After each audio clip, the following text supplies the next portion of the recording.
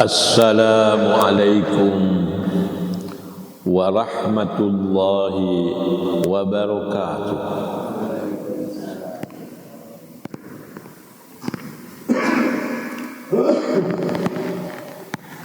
Alhamdulillah, nahmaduhu wa nasta'inuhu wa nastaghfiruh.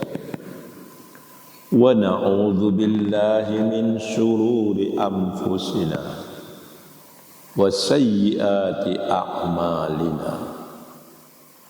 May yahdihillahu fala mudilla lahu wa may yudlil fala hadiya lahu. Asyhadu an la ilaha illallah wahdahu la syarika lahu wa asyhadu anna Muhammadan abduhu wa rasuluh. Allahumma salli wa sallim ala abdika wa rasulika khatamin nabiyyin sayyidina wa habibina wa syafi'ina Muhammadinil mab'uthi rahmatan lil alamin wa ala alihi wa ashabihi ajma'in. Amma ba'du, fa ya ayyuhal mukhtarumun wal mukhtarumat. Bapak-bapak, ibu-ibu, saudara-saudari,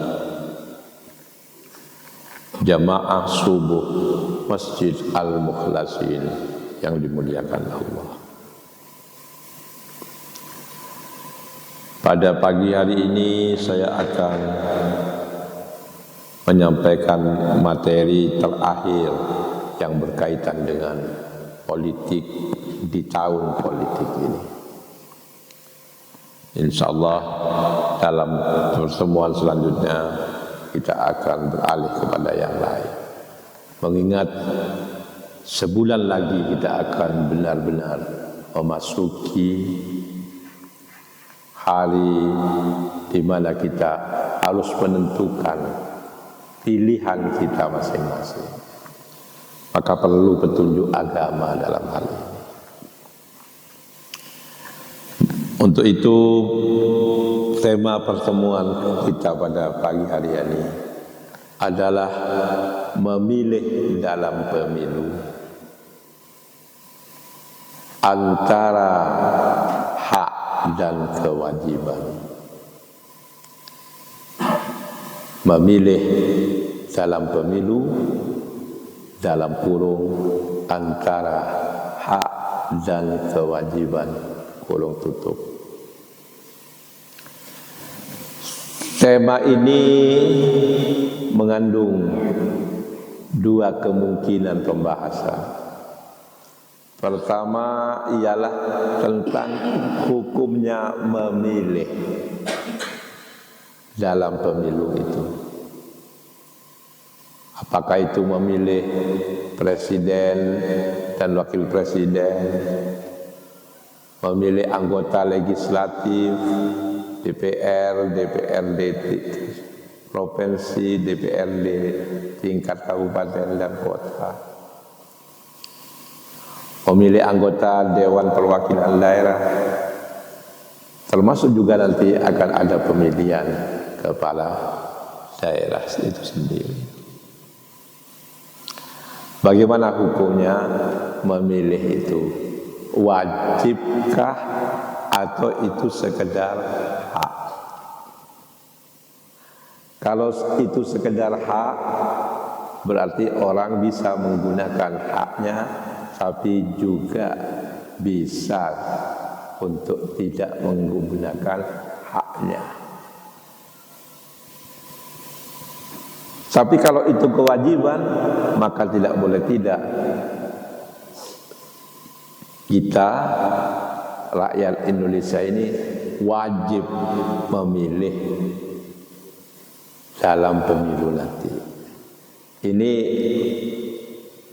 kemungkinan yang pertama. Kemungkinan yang kedua ialah bahwa Memilih dalam pemilu itu memang benar-benar hak, makanya disebut hak pilih, bukan kewajiban pilih. Tapi dalam undang-undangnya dikatakan hak pilih. Ya, kalau hak berarti bisa digunakan, bisa juga tidak digunakan. Maka berarti ya tidak wajib kalau dipahami hak dan kewajiban. Tapi kalau dipahami bahwa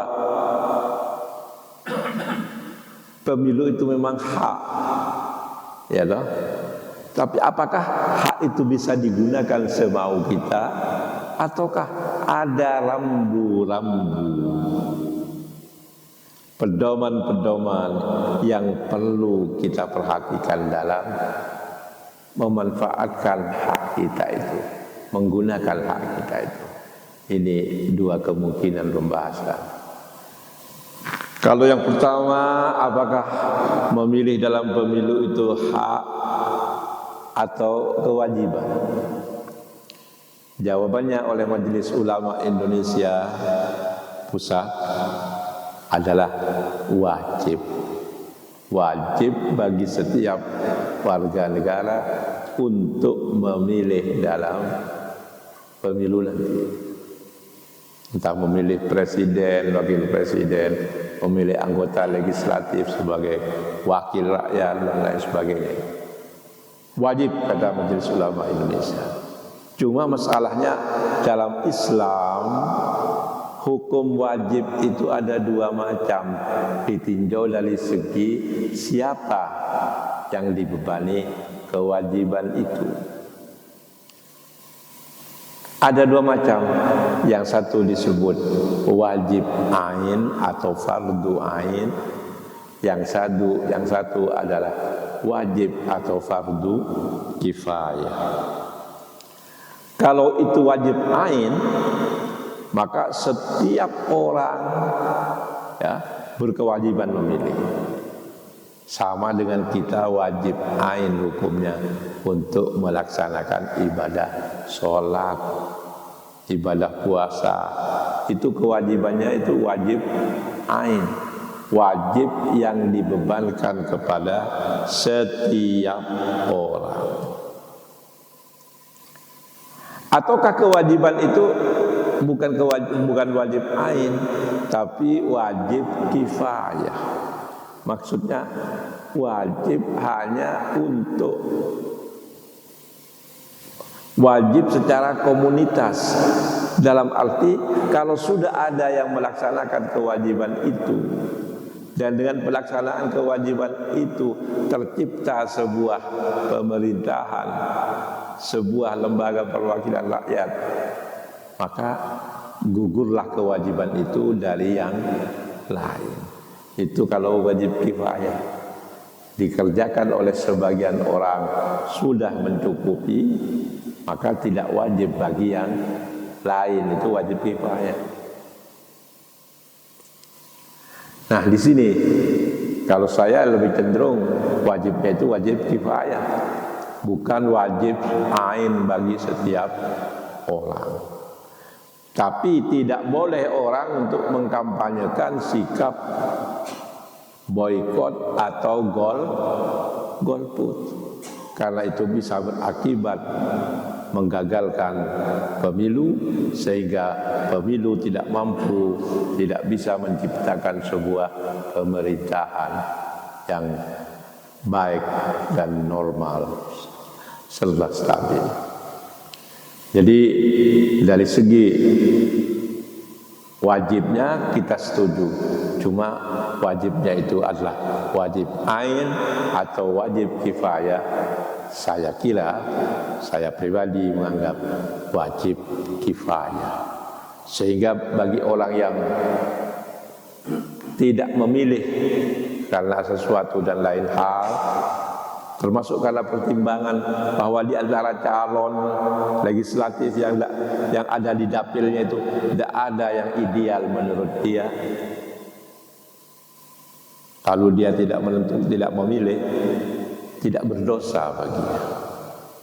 Kalau sepanjang bisa nanti tercipta sebuah dewan perwakilan yang bisa berjalan dengan normal.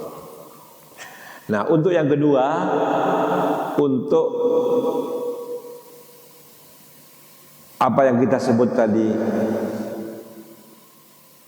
memilih dalam pemilu itu adalah hak.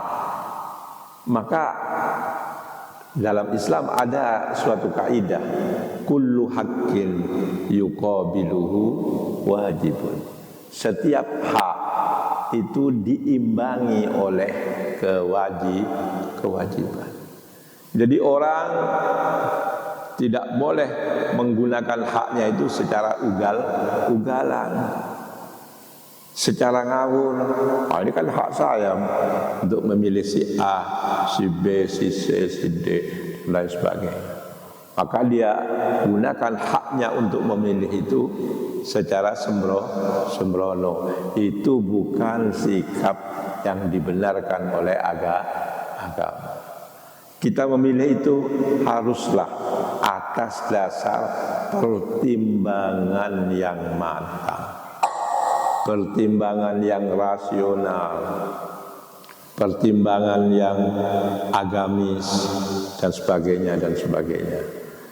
Nabi memberikan pedoman dalam hal ini dalam sebuah ucapan beliau, sabda beliau yang sangat viral dalam tanda petik, yakni istafti qalbaka. Istafti qalbaka, istiftalah kamu kepada hati nurani. Apa istifta itu? Istifta itu meminta fatwa, memohon meminta pendapat kepada hati. Hati nurani itu jujur, Pak. Yang tidak jujur itu akal bulus. Ya, akal itu pintar ngakali. Tapi kalau hati nurani itu jujur, maka Nabi mengatakan istafti qalbaka, mintalah fatwa kepada hati nurani. Nah, di sini dalam mempertimbangkan, dalam meminta fatwa kepada hati nurani ini perlu kejujuran. Ya, jadi benar-benar suara hati nurani yang kita dengar. Memilih orang itu sama untuk memimpin sebuah negara, sebuah daerah misalnya. Itu sama dengan orang mencari supir untuk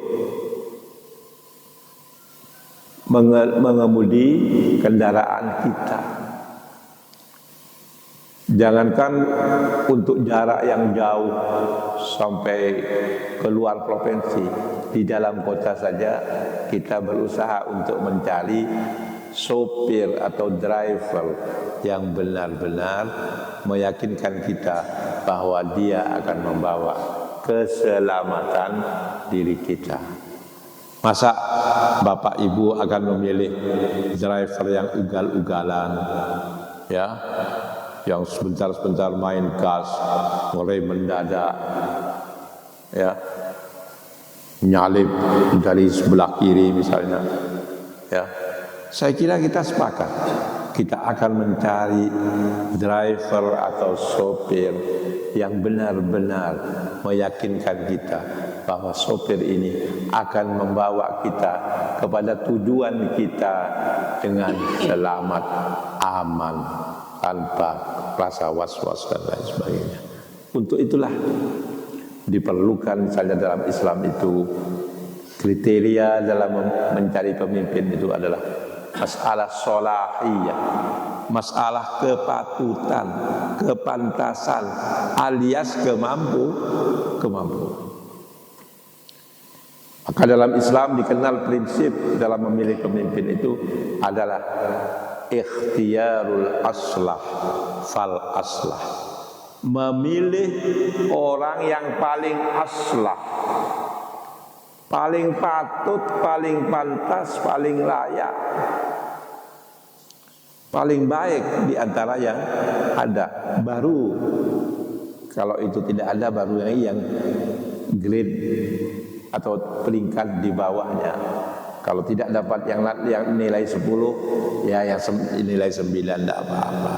Kalau yang nilai 9 tidak ada, nilai 8 juga tidak apa-apa, dan seterusnya. Itulah yang dimaksud dengan ikhtiyarul aslah fal aslah.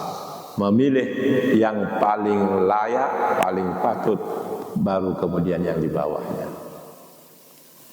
Bapak-bapak, ibu-ibu, saudara-saudari yang kami hormati, dalam menentukan keaslahan tadi, kelayakan tadi, diperlukan penilaian kita, pengetahuan kita tentang rekam jejak, atau istilah kerennya itu track record dari orang yang akan kita pilih. Track recordnya bagaimana? Pernah melakukan hal-hal yang buruk? Pernah melakukan hal-hal yang terkutuk?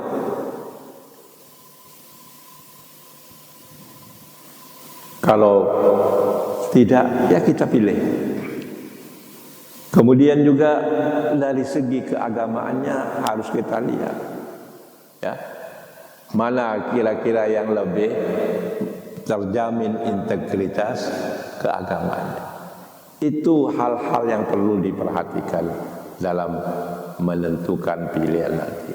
Terserah kita masing-masing memilih yang mana di antara berbagai pilihan yang ada. Pilihan calon legislatif, pilihan calon kepala daerah, pilihan calon presiden, terserah pilihan kita masing-masing.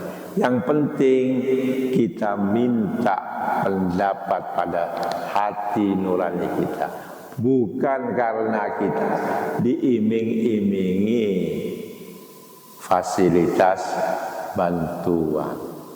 Nah, itu yang selalu saya katakan, itu suatu hal yang sangat terkutuk dalam agama, yang dalam hadis Bukhari, Muslim, dan Ashabus Sunan jelas sekali. Orang yang membaiat imamnya, dia tidak membaiat imamnya kecuali lantaran pertimbangan dunia. Jika calonnya itu menjanjikan pada dia untuk memberikan sebagian fasilitas dunia, dia ridho. Tapi sebaliknya kalau tidak memberi, dia menjadi mencak marah. Rajulun baya'a imamahu la yubayi'uhu illa lidunya. Fa in a'tahu minha radiya wa illam yu'tihi minha sakhita. Orang yang memilih imamnya, memilih pemimpinnya, dia tidak memilih pemimpin itu kecuali karena motif duniawi. Dalam arti jika sang pemimpin itu memberi dia sebagian fasilitas dunia, dia ridho, dia setuju mendukung. Tapi sebaliknya, jika dia tidak memberinya sesuatu atau sebagian dari fasilitas dunia, maka dia pun marah, menarik dukungan dari calon A, dan seterusnya dan seterusnya. Ini yang tidak dibenarkan dalam agama. Maka sekali lagi, mari kita kembali kepada hati nurani kita masing-masing. Kita cari sopir-sopir yang memang benar-benar kita yakini akan mampu membawa kita dalam perjalanan bangsa ini menuju Indonesia yang damai, Indonesia yang makmur, adil, sejahtera, dan bermartabat. Amin ya rabbal alamin. Wa akhiru da'wana alhamdulillahi rabbil alamin. Wallahul muwaffiq wa huwal musta'an wa alaihi tukla. Wassalamu alaikum warahmatullahi wabarakatuh.